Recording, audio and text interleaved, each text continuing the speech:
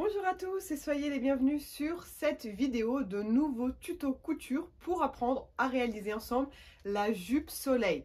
Alors vous pouvez la retrouver sous le nom de jupe patineuse, corolle, cloche ou bien cercle. J'ai choisi de l'appeler jupe soleil parce que je trouve le nom beaucoup plus joli et tout simplement parce que son patronage représente un cercle, d'où le soleil. Vous allez pouvoir voir suite à cette introduction toute une liste de matières que vous pourrez utiliser dans la réalisation de votre jupe pour en faire plutôt une jupe de printemps, été ou plutôt hivernale. Cela va dépendre de la matière utilisée. Vous pouvez aussi choisir de doubler votre jupe. Celle-ci n'est pas doublée, mais lorsqu'il y a des informations importantes à propos de la doublure, je le spécifie dans le tuto. Dans tous les cas, le patron de la doublure est exactement le même que le patron de la jupe. Si vous êtes débutant, préférez une matière facile à coudre, assez épaisse comme un coton. Ici j'utilise du wax par exemple, c'est très facile à coudre, surtout lorsque l'on débute. Évitez les matières trop fluides, les matières glissantes et trop fines. On peut aussi parler de jupe qui tourne, la fameuse jupe que l'on adore avoir lorsque l'on est petite parce qu'elle suit le mouvement du corps et elle ondule. Donc vous allez pouvoir en réaliser pour vous, adultes ou pour les enfants, faire des jolies petites jupes de princesse. Il y a de quoi ravir toute la famille. Alors qu'est-ce que nous allons apprendre dans ce tutoriel? Nous allons apprendre à faire le patronage.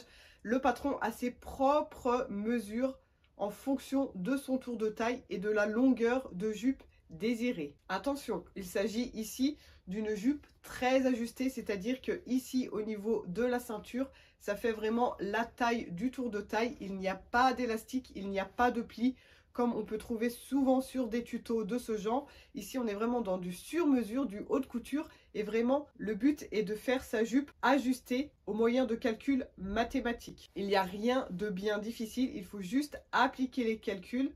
Le tuto est très détaillé, donc écoutez bien toute la partie théorie parce que le reste après c'est quand même beaucoup plus facile au niveau couture, etc. Il n'y a pas de grandes difficultés. Pas besoin forcément de faire un patronage sur papier étant donné que voilà, c'est des grandes pièces. Vous pouvez tracer votre patron directement sur votre tissu comme nous allons le voir après. Donc dans ce tuto, on va apprendre à prendre ses mesures, à appliquer ces mesures dans un calcul pour obtenir les rayons des différents cercles à tracer. Et ensuite, sur ce tuto, je vous montre la pose d'une fermeture à glissière standard, ici cachée par les replis. Vous voyez, comme ceci, on ne voit pas la fermeture à glissière qui se trouve ici à l'intérieur. Dans le tuto, il y a une patte de boutonnage avec un bouton ici. Après, évidemment, rien ne vous empêche de monter jusqu'en haut de la ceinture comme je le fais ici. Vous pouvez choisir de remplacer la ceinture par en forme et vous pouvez choisir de poser une fermeture à glissière invisible. Ça, c'est à vous de voir, mais voici les différentes étapes que l'on verra dans ce tuto. Je vous montre aussi donc la pose de la ceinture et surtout quelque chose que beaucoup d'entre nous ont la difficulté de faire, c'est un joli ourlet ici en arrondi sans faire des vilains petits plis, sans que ça fasse des petits pics, mais vraiment garder l'arrondi de façon homogène. Donc c'est le gros plus de ce tuto ici parce que je sais que c'est quelque chose qui pose beaucoup de problèmes à beaucoup d'entre nous. Alors c'est parti, on continue cette vidéo.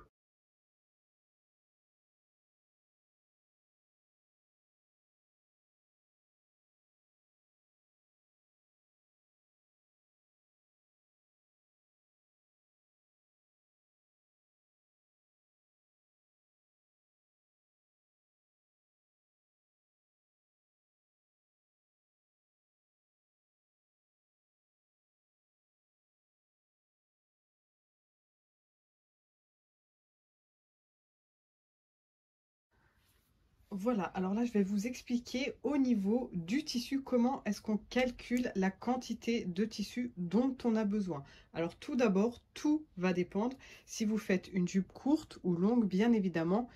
À savoir, ce que j'appelle une jupe courte, c'est une jupe qui fait environ 55 cm au niveau de la longueur maximum. Plus vous êtes mince, plus vous pouvez rajouter un petit peu à cette longueur, peut-être 60 grand maximum pour quelqu'un qui a la taille très fine, car oui, tout cela va dépendre un peu aussi de votre tour de taille. pour une jupe plus longue que 55-60 cm, vous allez avoir besoin de 4 fois, vous m'avez bien entendu, 4 fois plus de tissu. Donc là, vous voyez bien que j'ai mes deux morceaux qui font la même taille au niveau de la largeur, la lèse, hein, donc la largeur totale du tissu. Attention, si votre tissu fait non pas 140 cm, mais par exemple 110 ou 120, comme on peut souvent retrouver sur des tissus comme le wax, par exemple. Mais là, voilà, on va partir sur du 140, car en général, la plupart des tissus font 140 de large, on est bien d'accord. Donc là, j'ai 4 fois plus de tissu que ici. Là, c'est l'exemple jupe courte, et là, on aura l'exemple jupe longue. Pourquoi une telle différence? Alors là, j'ai l'exemple de la jupe courte. Ici, on a un quart de la jupe courte. Donc là, j'ai un carré. Pourquoi? Parce que j'ai pris le maximum de tissu possible. C'est-à-dire que vu que la laisse fait 140, j'ai pris 140 au niveau de la hauteur ici aussi.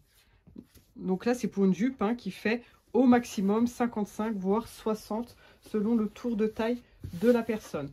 Et lorsque j'ai mon tissu plié en 4 comme ceci, on va pouvoir positionner le patron comme ceci. Donc j'ai bien un quart de ma jupe. Et une fois que j'aurai coupé ici et que je vais déplier mon tissu, je vais le faire après, on va voir ensemble, hein, mais en gros, vous allez obtenir un cercle comme ça. Là où on coupe ici, c'est la taille. Et le cercle extérieur ici, c'est lorsqu'on aura coupé l'ourlet ici, d'accord? Donc, on va obtenir une jupe en un seul morceau. On verra ensuite qu'on aura besoin d'ouvrir la jupe ici sur le dos pour pouvoir mettre la fermeture à glissière. Sinon, bien évidemment, on ne pourra pas enfiler sa jupe, étant donné que le tour de taille ici correspond à votre vrai tour de taille. Il n'y a pas d'élastique, donc on ne peut pas l'enfiler comme ça par les hanches. Il lui faut une ouverture. Et ici, pour la jupe longue, on va devoir donc, dans un premier temps, plier notre tissu comme ceci sur le haut. Je vous rappelle que la lèse est ici en haut. Donc, on plie une première fois pour obtenir le pli ici en haut. Et positionner notre patron ici qui correspond toujours à un quart de la jupe. Hein. On va le positionner ici dans un premier temps. Le couper. Donc là, on va avoir une demi-jupe dans la pliure ici. Et ensuite, on va devoir replier encore son tissu ici, ce qui nous reste. Et couper une deuxième fois ce quart pour obtenir un demi. Donc, on a besoin de 4 fois plus de tissu pour obtenir une jupe longue. Donc là, je vous rappelle que la lèse est de 140. On verra qu'il faut enlever un petit peu ici pour le tour de taille. Hein.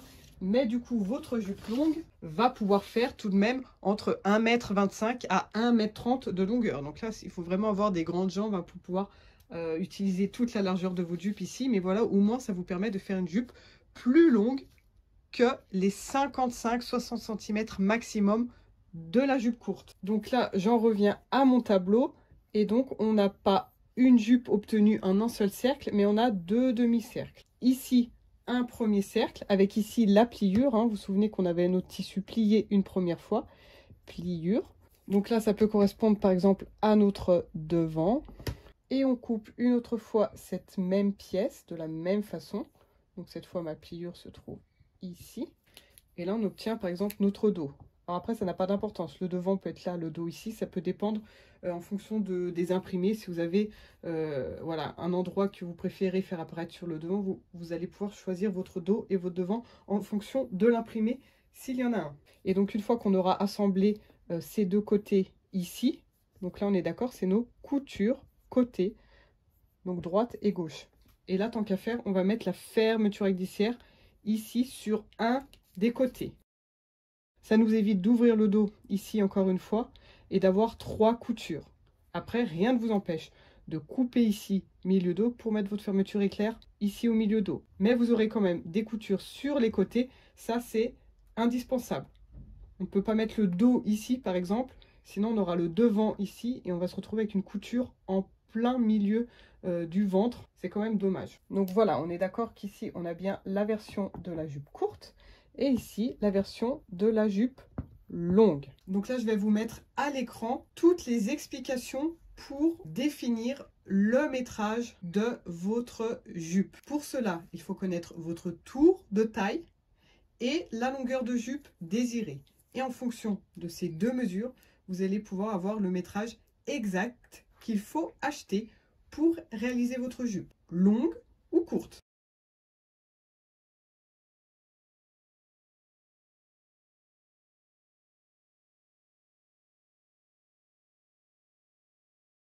Alors, pour définir votre tour de taille, vous allez prendre la mesure ici, à l'endroit le plus fin de votre ventre. Alors, je dis tour de taille. Par exemple, moi, dans mon cas, je veux bien que ma jupe arrive ici, qu'elle me cintre la taille. Bien évidemment, si vous souhaitez une jupe qui vous arrive en dessous ici, par exemple, il faut prendre la mesure ici. Si vous voulez une jupe qui vous arrive ici, il faut prendre la mesure ici. Alors, ne le faites pas trop bas, sinon elle risque de tomber. Mais voilà, vous m'aurez compris, quand je dis tour de taille, c'est pas forcément pile ici au niveau de la taille, mais bien à l'endroit où vous voulez que votre jupe commence. Donc dans mon cas, moi je la veux vraiment ici. Donc là, vous prenez votre mètre ruban comme ceci. Souvent, on a un petit côté métallique ici. Alors, surtout, ne rentrez pas le ventre comme ceci, sinon vous allez avoir une jupe super ajustée et vous n'allez plus pouvoir respirer. On reste le plus naturel possible. Et donc là, on regarde à quel endroit notre petit bout métallique arrive ici. Voilà. Donc là, moi, je vais marquer 73 au niveau de mon tour de taille. Ensuite, il faut définir à quel endroit je veux que ma jupe arrive. Donc pareil, on se positionne ici le petit bout métallique, donc à l'endroit où on vient de prendre la mesure. Donc en maintenant bien mon mètre ruban à la taille ici, je vais vous montrer comment prendre vos mesures au niveau de la longueur toute seule.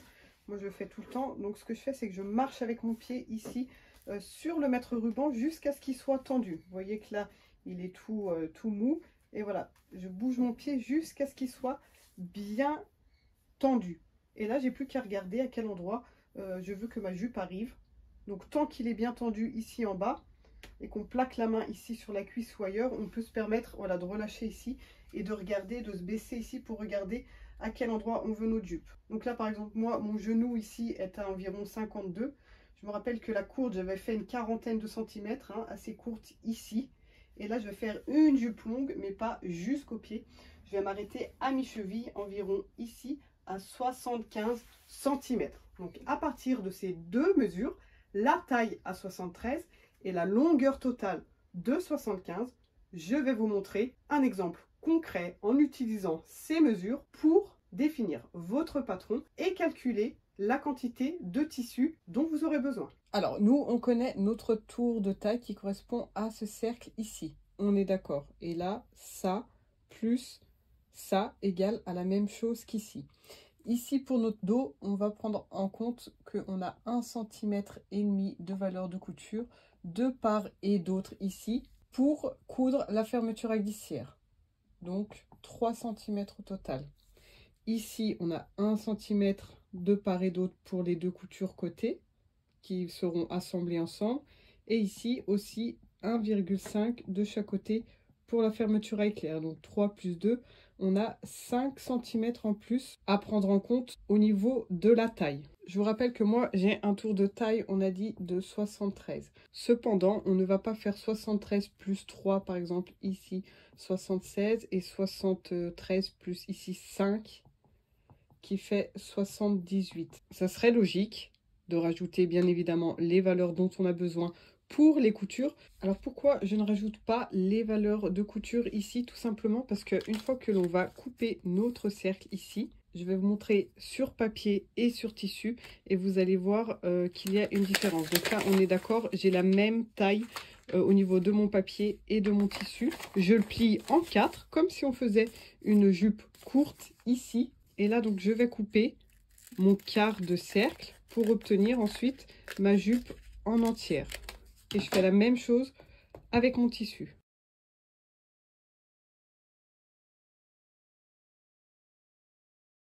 Voilà, donc je les déplie. Et là, on va faire comme si on avait un dos ici. Et donc ici. Au niveau du papier, lorsqu'on déplie ici, la circonférence de mon cercle ne va pas changer. Parce que le papier ne se déforme pas. Donc si je mesure la circonférence de mon cercle ici et que je la mesure maintenant ouverte de ce point A ici au point B ici, on va obtenir la même chose. Avec du tissu, par contre, on va obtenir quelque chose de différent. Ma mesure du point A ici au point B ici sera bien plus grande. Pourquoi? Tout simplement parce que là, par exemple, notre tissu est bien droit fil. Ici, on est dans la largeur. On a un petit peu plus d'élasticité. Et entre ces deux lignes perpendiculaires ici, on est en plein dans le biais. Et qu'est-ce qui se passe dans le biais? Le tissu est très élastique et dans tous les cas, il va se détendre un petit peu. Et on va gagner non pas quelques millimètres au final, mais bien quelques centimètres. D'ailleurs, si je les mets les uns sur les autres ici et que je les mets bord à bord, je vous rappelle qu'au début, on les a coupés pareil. Et là, vous voyez que j'ai bien 1 cm de plus sur mon tissu. Et là, je suis à échelle 1/4 à peu près par rapport à une jupe en taille réelle. Donc pour une jupe telle que celle-ci ou celle-ci, on va avoir une différence peut-être bien de 4 cm au minimum.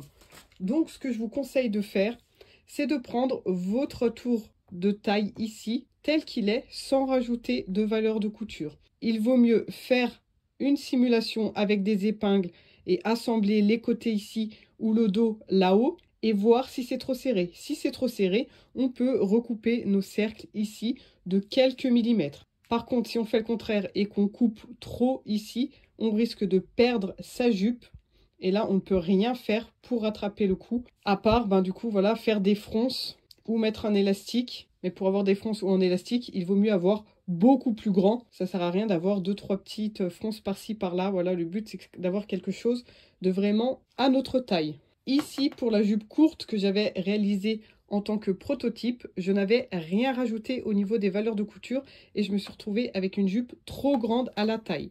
Donc, si vous faites la petite jupe, je vous invite à enlever bien 1 cm par rapport au résultat final que vous allez obtenir ici pour votre tour de taille. Et ici, pour la jupe longue, où on a quand même 5 cm de valeur de couture au final à ajouter, on garde la valeur finale du calcul que je vous montre tout de suite par rapport au tour de taille ici. Je sais que ça fait beaucoup d'informations en même temps, mais vous allez voir dans la pratique. Alors, comment savoir quelle taille doit faire notre diamètre ici et donc notre rayon ici pour pouvoir faire le patron de notre jupe? Alors, c'est purement des mathématiques, hein. Le diamètre d'un cercle, donc le diamètre, ça correspond ici à la droite qui traverse mon cercle d'un point à l'autre, est égal à la circonférence, donc ici mon tour de taille, divisé par pi. Pi est égal à 3,14. Donc moi, j'ai dit 73 divisé par 3,14. Voilà, mon diamètre fait 23,2. Dans tous les cas, on va travailler sur 1/4 de jupe. Ici, c'est la version courte. Je vous rappelle qu'ici, j'ai plié mon tissu en 4 parce que la jupe courte tient dans une largeur totale de 140. Si je plie en 4 ici, j'ai bien 1/4, 2/4, 3/4, 4/4. Ici, dans la version longue, j'ai plié mon tissu en 2.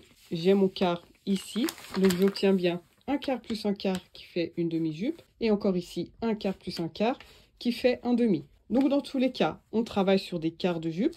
Donc on est d'accord qu'on n'a pas besoin du diamètre ici, mais bien du rayon qui correspond à 1/4. Ici, mon rayon correspond à cette distance du milieu jusqu'au début de ma jupe ici.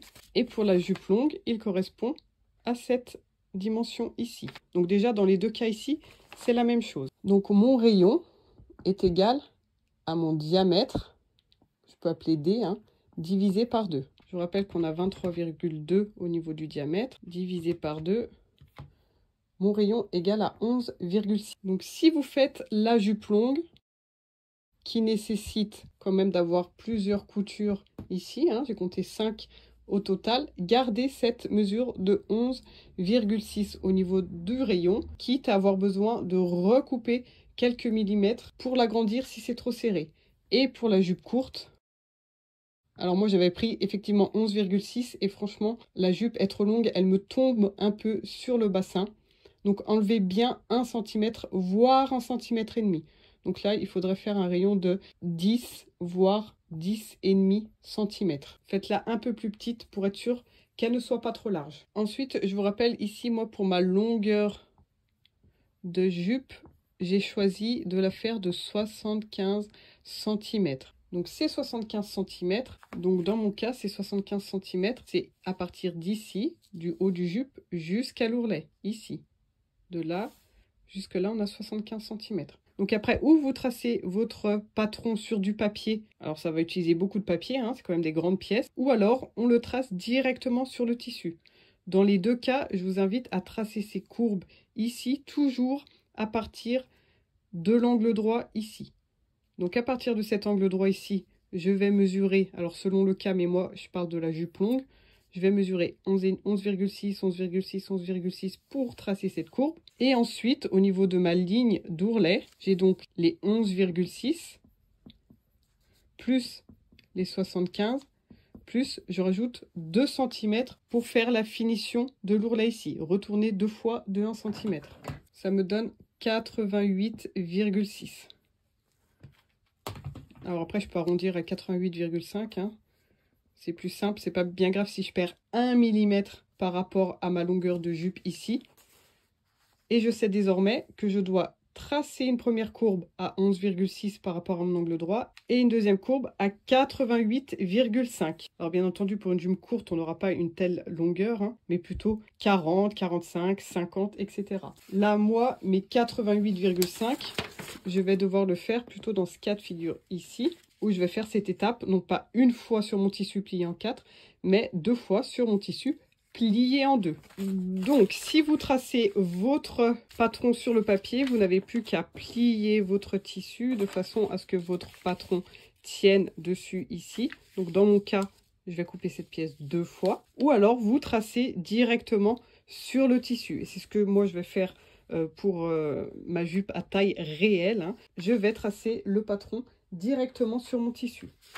Donc ici en haut, je vous rappelle qu'on a une pliure, d'accord? Ça va correspondre au milieu de ma jupe. Et ensuite, sur la deuxième pièce, ça va correspondre au dos de ma jupe. Donc, dans un premier temps, je trace ma ligne du haut, la ligne de la taille. Donc, on a dit 11,6. Donc là, à partir de l'angle droit, on va tracer une courbe en prenant plusieurs petits repères à 11,6. Donc ici, je divise par 4 parce que je travaille sur échelle 1/4. Donc ça fait 2,9, je vais arrondir à 3. Et donc, je peux positionner des petits traits, des pointillés tout le long. Selon vos tours de taille, ça peut très bien être moins. Si vous êtes plus fine, vous aurez peut-être 10 ou 9. Et si vous êtes un peu plus forte, vous aurez peut-être un rayon ici de 15. C'est vraiment au cas par cas. Donc cette ligne ici, vous pouvez aussi la tracer au compas. Avec le compas, vous le plantez ici et vous calculez votre rayon sur une règle. Vous pouvez tracer au compas, c'est une petite mesure. Par contre, pour la ligne d'ourlet, vous aurez besoin d'utiliser cette technique parce que le compas ne sera pas suffisant. Donc, je vous rappelle que moi, je suis à 88,5. Bon, divisé par 4, ça fait 17,7. Je vais arrondir à 18 pour que ce soit plus simple à tracer ici pour moi. Et donc là, je fais le même principe et je trace des petits traits, des pointillés. Alors, le plus près possible, hein, plus on espace, plus c'est difficile ensuite à joindre les pointillés. Là que c'est plus grand, je peux le faire avec la craie pour que ça se voit mieux en blanc. Sinon, il y a une autre technique aussi. Vous pouvez mesurer une ficelle de la taille souhaitée. Donc, par exemple, une ficelle ici que vous nouez autour de votre stylo et 18 cm plus loin, vous le fixez bien ici avec le doigt ou avec un bout de scotch et ensuite vous tracez comme avec un compas avec votre ficelle qui vous sert de guide. Et donc là, on n'a plus qu'à couper donc notre ligne de taille ici et notre ligne d'ourlet ici. Donc là, j'obtiens bien une demi-jupe avec mon devant, mes côtés ici. Et je répète donc cette opération pour obtenir mon autre demi-jupe. Donc là, évidemment, quand vous faites une jupe longue, vous pouvez utiliser votre première moitié pour couper la deuxième. On épingle bien et on découpe une autre fois. Voilà, donc là, j'ai bien deux moitiés de jupe. Ici, c'est ma taille, ici, c'est l'ourlet, le devant, le dos, les côtés, droite et gauche. Et la fermeture à glissière sera sur un des deux côtés. On passe à la petite ici. Donc là, je vous rappelle, le tissu est plié en 4. Vous avez votre tissu plié en 4 comme ceci. Et là, pareil, en fonction de mon rayon, comme je vous expliquais sur le tableau, je coupe ma jupe en une seule fois. Et là, lorsque je déplie, j'obtiens bien déjà ma jupe entière. Voici la différence entre la longue et la courte. Ici, je vais avoir deux coutures à faire. Et ici, je vais en avoir qu'une. Et c'est d'ailleurs à moi de définir où. Alors attention, là où vous avez vos plis, vous avez le droit fil de marquer. Et je vous conseille bien évidemment de respecter ces plis pour couper votre dos bien dans le droit fil. Comme ça, il n'y a aucune élasticité et vous n'aurez pas de mal à piquer votre fermeture à glissière. Si vous piquez n'importe où d'autre et vous vous retrouvez en plein biais, vous allez avoir une jupe toute déformée. Donc après, à vous de voir. Si vous préférez par exemple avoir cette imprimée sur le devant, on met le dos de ce côté. Si vous préférez avoir le devant ici, vous mettez le dos de l'autre côté. Là, ça n'a aucune importance. C'est à vous de voir en fonction de vos imprimés. Donc là, on va dire que le dos est ici. Voilà, donc maintenant, ici, on n'a plus qu'à faire la couture du milieu dos, poser la fermeture à glissière et poser une ceinture. Et ici, on a une couture supplémentaire à faire. Donc, on positionne ces deux jupes endroit sur endroit ici. De ce côté, je pique à 1 cm et de l'autre côté, je pique à 1,5 cm et je m'arrête à l'endroit où je vais poser ma fermeture à glissière. Ici, sur mon côté pour la jupe longue, si vous êtes sur la jupe courte, c'est votre milieu dos. Vous allez positionner votre fermeture à glissière ici, donc bord à bord sur le haut. Et là où il y a la petite partie métallique, on va faire en sorte qu'elle soit cachée. Donc juste au-dessus, vous posez une épingle ici. Et c'est l'endroit où vous allez vous arrêter. Donc vous allez coudre d'en bas par rapport à l'ourlet et vous remontez juste à votre épingle. Et vous arrêtez ici. On ne coupe pas le reste en haut. Et là, j'épingle jusqu'en bas ici. Et je couds d'ici jusqu'à mon repère. À 1,5 cette fois. Quand j'arrive ici à mon repère, je fais bien juste avant un aller-retour pour faire un nœud. Donc là, avant de poser la fermeture à glissière, ce que je vous propose de faire, c'est passer la jupe sur vous et d'épingler ici, donc à 1,5 pour voir ce que ça donne au niveau de votre taille. Si c'est trop serré, on peut recouper en parallèle ici à cette courbe. Voilà, selon moi, il vaut mieux faire ça plutôt que d'ajouter au préalable les valeurs de couture et de risquer d'avoir une jupe beaucoup trop grande. Voilà, donc là, en plus, ça tombe bien, je suis en tenue de sport, je vais enfiler ça par-dessus le legging. Et donc là, on est d'accord.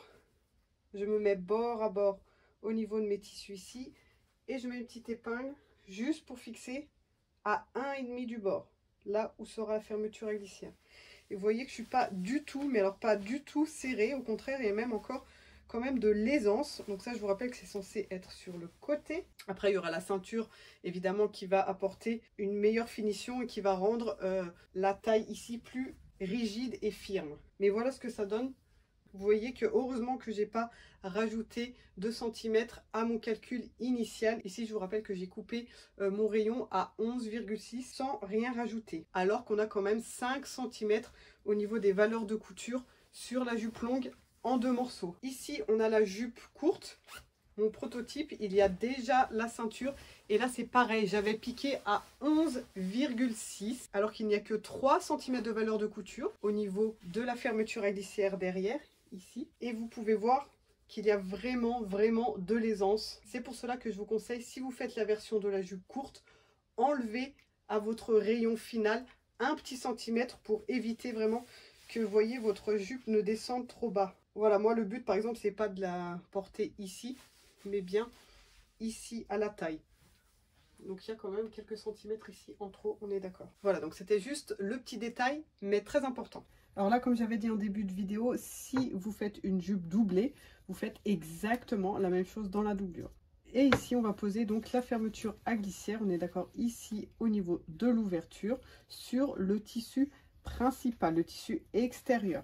On est d'accord que on veut notre fermeture à glissière comme ceci pour avoir ce rendu fini. Donc ma fermeture à glissière, je dois bien la mettre endroit sur endroit comme ceci dans un premier temps. Et la coudre une première fois d'un côté, alors gauche ou droite, ça n'a pas d'importance.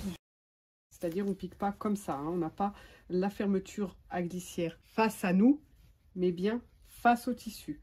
Et là donc bord à bord, j'épingle jusqu'au bout ici et donc logiquement la fin de ma couture arrive ici en face de la petite partie métallique et je pique donc du haut jusqu'à cette partie métallique. Je m'arrête ici en face de la couture à l'endroit où on s'était arrêté. Donc là vous voyez que le curseur me dérange pour commencer à piquer, donc on peut le descendre. Et là donc je pique en faisant bien un nœud au début, de façon à ce que l'aiguille pique ici au bord des rails. Lorsque j'arrive vers le curseur, je peux le remonter en montant le pied de biche ici, avec l'aiguille bien piquée, pour ne pas perdre le fil de la couture. Et je vais jusqu'en bas, en face de ma partie métallique. Un petit nœud et on retire. Et là, je vais faire l'autre côté. Donc encore une fois, endroit sur endroit ici. Je me mets bien bord à bord jusqu'ici en bas. Et je pique exactement de la même façon en face. Donc voilà ce qu'on a sur l'envers. Et là, je vais passer sur l'endroit. Alors, si vous possédez une doublure, ici sur l'envers, on est d'accord qu'on veut avoir notre doublure comme ceci.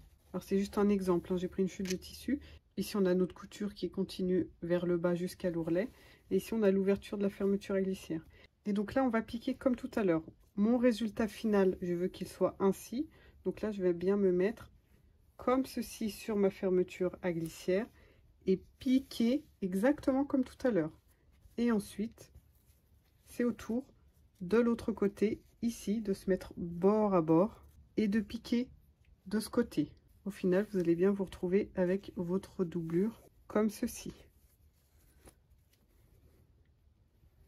Voilà. J'ai aussi oublié de le spécifier tout à l'heure. N'oubliez pas de faire un point zigzag ou un surjet aux endroits où vous assemblez vos jupes, sur les côtés ou sur le milieu dos, afin que votre tissu ne s'effiloche pas ensuite à l'intérieur. C'est bien de le faire avant de poser la fermeture à glissière, bien évidemment. Moi, étant donné que j'étais prise dans le tuto ici, j'avoue que j'ai oublié de le faire. Alors de l'autre côté, ça pose aucun problème vu qu'il n'y a pas de fermeture à glissière. Ici, bon bah ma foi, tant pis, je vais le faire en même temps, ça va me prendre ma fermeture à glissière ici. Voilà, du coup, j'ai réparé ma petite bêtise et j'ai surjeté avec la fermeture à glissière.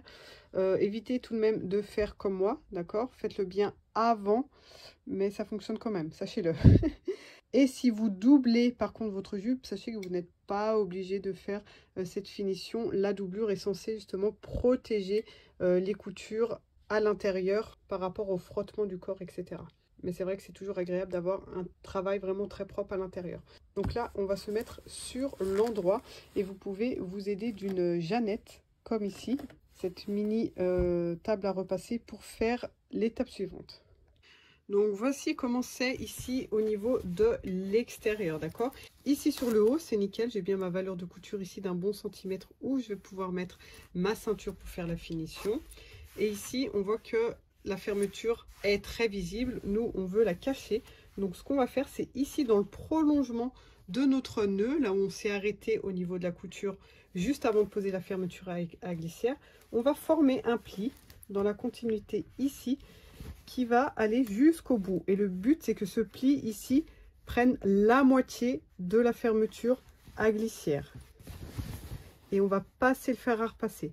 Donc, vous allez voir que ici, votre pli sur le haut va être plus large que ici en bas, tout simplement parce qu'il va recouvrir aussi le curseur qui lui prend de la place. Et on fait la même chose en face.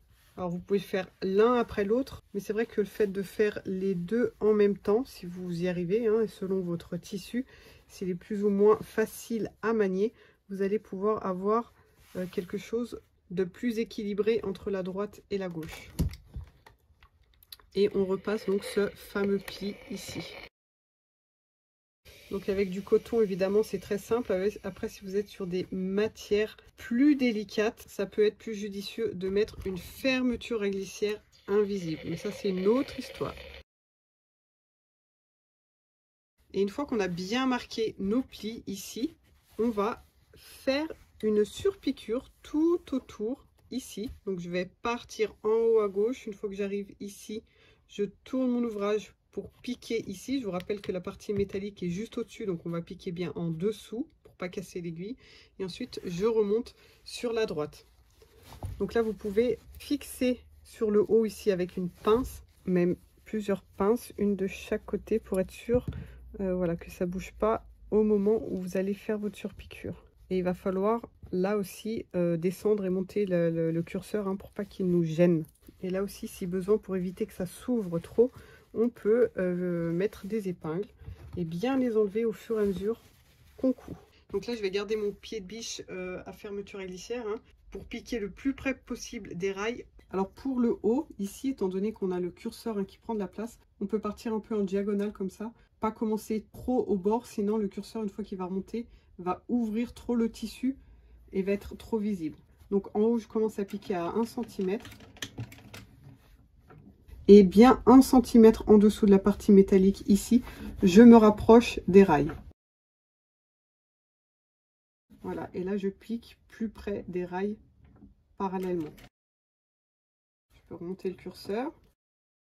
Et c'est parti, je vais jusqu'en bas. Alors si vous avez la doublure dessous, c'est un peu plus délicat parce qu'il faut faire attention à ce que la doublure soit bien positionnée de part et d'autre et pas qu'elle bouge, qu'elle fasse des plis, etc. Donc ça demande vraiment beaucoup plus d'attention et c'est plus difficile.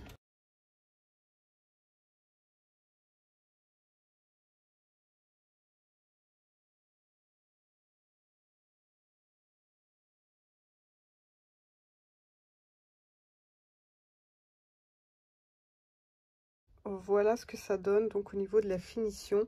Et là en haut ça donne ça. On a bien le curseur qui est caché ici avec les tissus de part et d'autre. Et là ensuite on aura la ceinture qui va être cousue vraiment au ras du curseur ici. Et qui va se chevaucher pour faire la finition.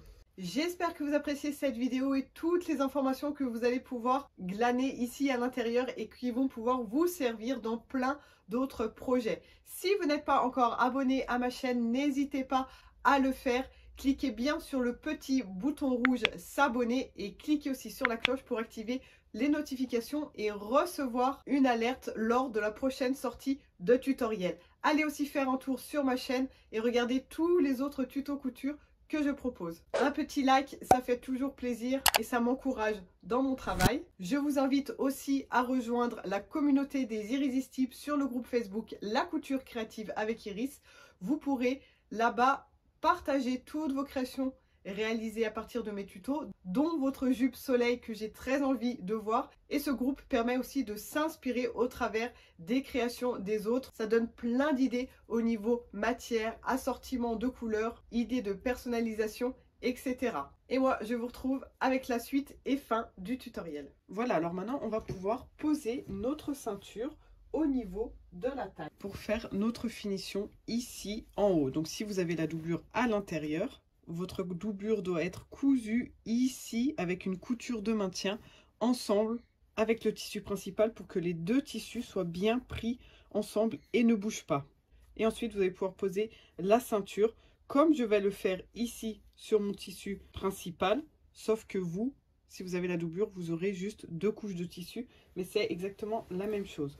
Alors, au niveau de la longueur de la ceinture, donc c'est notre tour de taille, donc moi, 73, j'ai 1 cm de part et d'autre pour pouvoir ensuite assembler la ceinture. Donc je passe à 75 et je vais avoir une patte de boutonnage, c'est-à-dire qu'ici ma ceinture ne va pas s'arrêter pile en face. Elle va être plus longue d'un côté pour chevaucher l'autre côté et pouvoir mettre un bouton. Alors un bouton à coudre ou un bouton pression, à vous de voir. Donc là j'ai rajouté bien 4 cm en plus pour que mon bouton tienne. Donc j'étais à 75 plus 4, 79.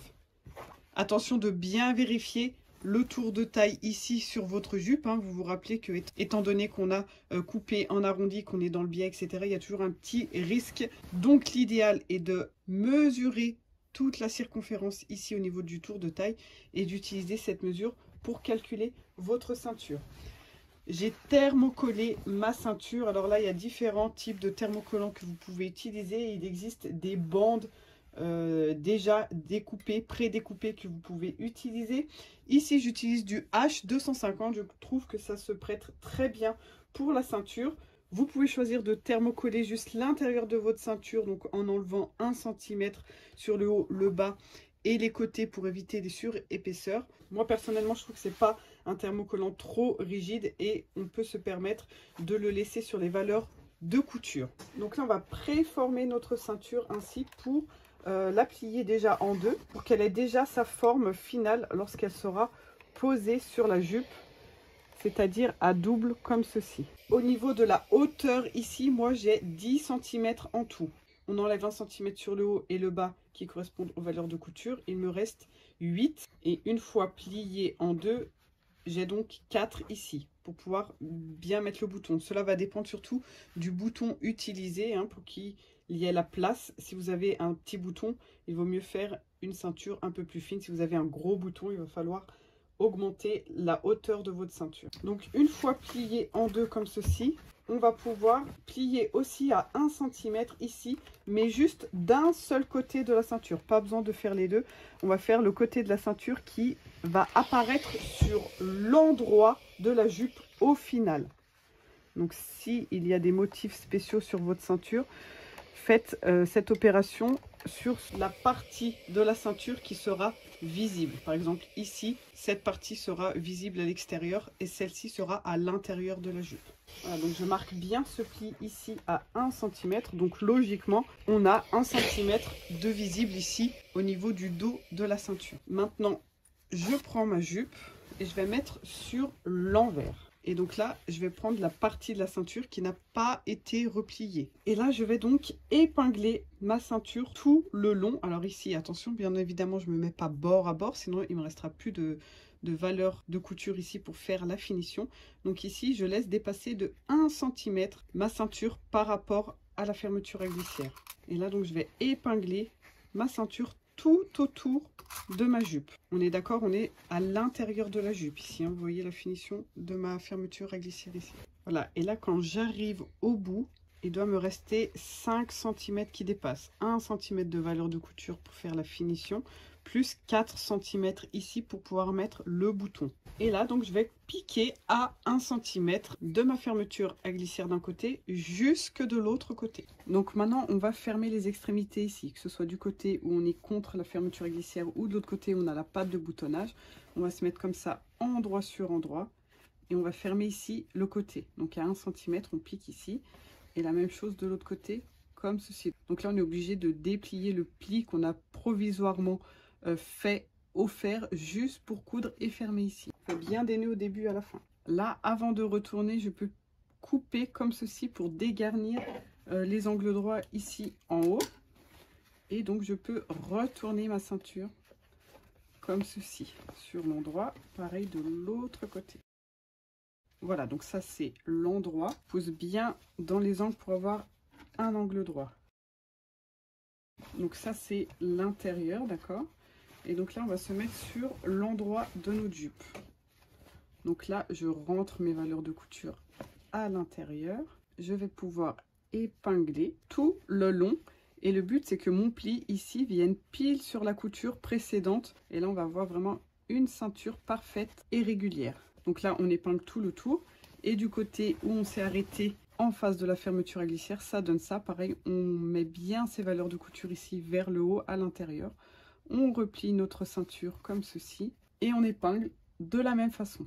Alors avant d'épingler tout le long de la ceinture des deux côtés ici, on va bien monter la fermeture à glissière pour vérifier que notre ceinture soit à la bonne hauteur à droite et à gauche. Hein. La couture ici doit être en face. Ça peut arriver qu'on se retrouve avec une ceinture par exemple comme ceci ou comme cela et du coup ça ne fonctionne pas. Il va falloir découdre un côté et recoudre le côté plus haut ou plus bas au même niveau que en face. Et donc une fois qu'on aura notre bouton, voilà, ça donnera ça au niveau de la finition sur le côté. Donc là je vais épingler tout autour et ensuite je repasse à la machine et j'enlèverai bien mes épingles au fur et à mesure et je vais faire donc une surpiqûre ici sur l'endroit du tissu, donc une surpiqûre bien régulière à quelques millimètres du pli ici étant donné que c'est le côté qui sera visible. Il nous reste plus qu'à mettre le bouton. Donc là le bouton je vais le coudre ici. Et ici, sur la patte de boutonnage, je vais faire la boutonnière. Pour ne pas surcharger cette vidéo, je ne vais pas vous montrer cette étape ici, mais je vous envoie sur une autre vidéo où je montre comment faire la boutonnière avec le pied de biche automatique sur une machine familiale. Je vous mets le lien juste ici, en haut à droite. Voici ce que l'on obtient donc du coup au niveau de la ceinture, au niveau du bouton. Et maintenant, on va terminer avec l'ourlet. Alors, l'ourlet est en arrondi. Donc, c'est pas simple de créer un joli ourlet en arrondi. Parce que lorsque ça tourne et qu'on retourne, voilà, 2 fois comme un ourlet classique, hein, au bout d'un moment, on n'arrive plus à tourner. Et il se trouve qu'on obtient plein de petits plis partout et un ourlet pas régulier du tout, plus rond du tout. Surtout comme la mienne ici qui est longue, plus longue va être votre jupe, plus grande va être la circonférence du cercle. Et donc on a des mètres et des mètres à coudre. Donc ce que je vais faire, c'est que je vais poser un fil de fronce ici à 5 mm du bord. Du coup, on est d'accord, vu que je vais plier 1 cm, mon fil de fronce va se retrouver ici au milieu du pli. Donc je pique tout le tour avec un point le plus long possible. Donc moi sur ma machine il est de 5 mm. Si vous avez 4, mettez 4. On commence à un point, par exemple ici au niveau de ma couture côté. Je vais commencer ici et piquer tout le tour de ma jupe jusqu'à arriver ici. Et je ne fais surtout pas de nœud ni au début ni à la fin. Sur la jupe courte, je pense que vous pouvez faire comme ça en une seule fois. Ici sur ma jupe longue, elle est tellement grande, je pense que ça va être difficile de faire tout avec un seul fil de fronce, il risque de casser au bout d'un moment. Donc ce que je vais faire, c'est que je vais commencer ici à ma couture côté et je vais piquer jusqu'à ma couture côté en face. Et là je vais m'arrêter, je ne fais pas de nœud, je repique ici et je continue jusqu'au bout, jusqu'ici sans faire de nœud. Donc là j'aurai 2 fils de fronce à tirer séparément pour être sûr que le fil ne craque pas.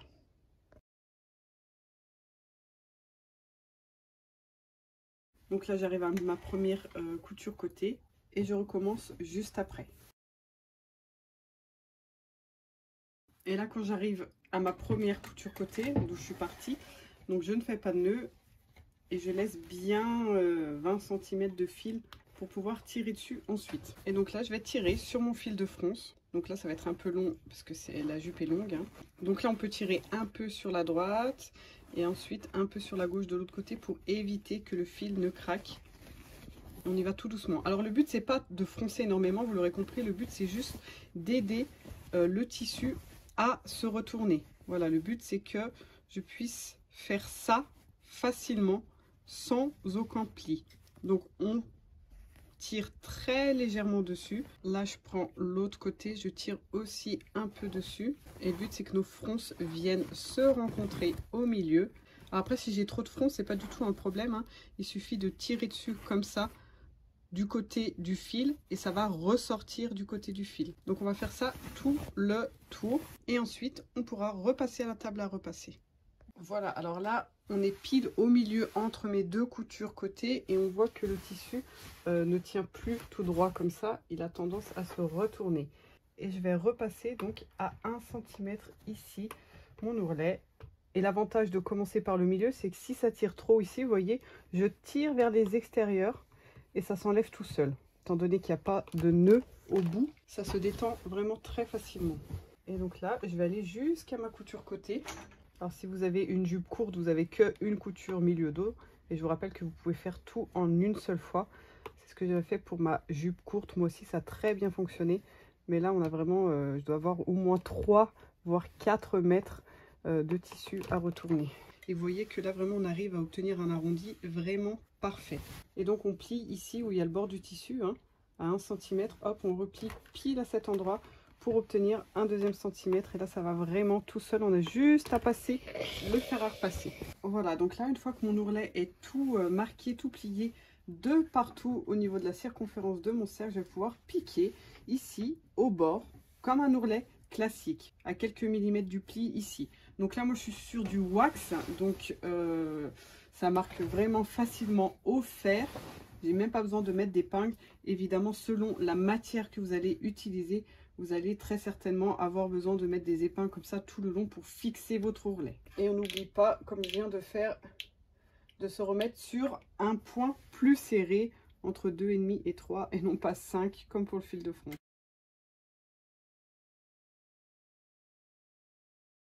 On n'a plus qu'à repasser notre ourlet une dernière